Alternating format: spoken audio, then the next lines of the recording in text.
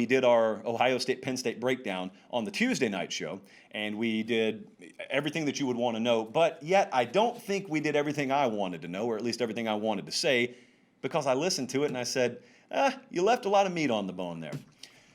So let's chew the rest of the meat off the bone. Let's lick it clean here. Ohio State is, as of tonight, still about a 12-point favorite on the road against Penn State. That's the 7:30 Eastern game on ABC.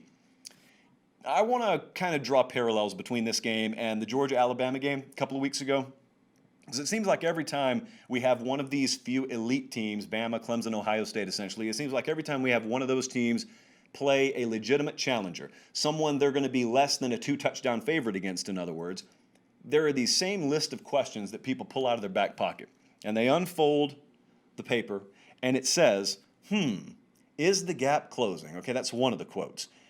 And that's the question that everyone wants to know about this one. Is the gap closing? You know, is recruiting getting better for Penn State? How wide is the gap? I never pay attention to the gap until quarterback is solved. And I don't know that quarterback, I don't know that you would describe that position as having been solved in this matchup against Ohio State. So go back to that buildup, the Georgia-Alabama buildup. All that talk all week, we contributed to it. We talked about it on this show too. All that talk about roster comparisons and Georgia, you know, in the team talent composite, they had pulled even, maybe even slightly ahead of Alabama.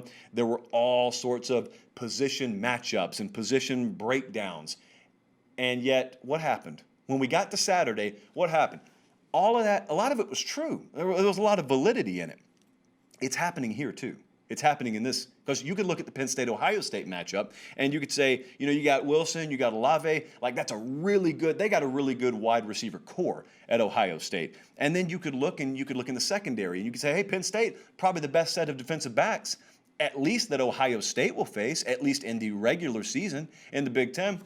I don't argue with that. I don't take much issue with that. You could say this combination of their offensive line at Ohio State, obviously Justin Fields, this passing game, like that is an elite combination. But then you could also say, well, you know what, Penn State's got a lot of depth and versatility along the defensive line. That linebacker core can get after the quarterback. Ohio State didn't show the ability to tear away chunks of yards in the run game in week one. I think Nebraska had a lot to do with that. And so you could come up with all this matchup stuff you want to. Those things all have shades of truth to them. But now I kick it back to that Georgia-Alabama game, and it taught us it's probably going to come down to quarterback. You could dumb this stuff down so much if you just about 8 times out of 10 in these bigger matchups said, hey, who's got the better quarterback? I think I'll just take that team.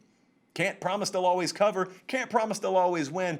But I think common sense would tell you it gives you a little bit more advantage than just, well, you know what? I really like the outside linebackers versus the slot receivers' inability to really control the perimeter here. Like, great. I mean, that may happen. It could happen and you still get beat by 17 points. So the gap, yeah, the gap's there. But, man, even if they had closed the gap, even if the rosters were a lot more comparable, it's going to come down to quarterback in all likelihood. Now, here's what's interesting to me. And we kind of touched on this the other night, but I wanted to dive a little bit deeper into it. What's interesting to me is if you're Penn State, if you're Kirk Ciarrocca and that offensive staff, what do you think is the best way to approach this offensively? What gives you the best chance to win?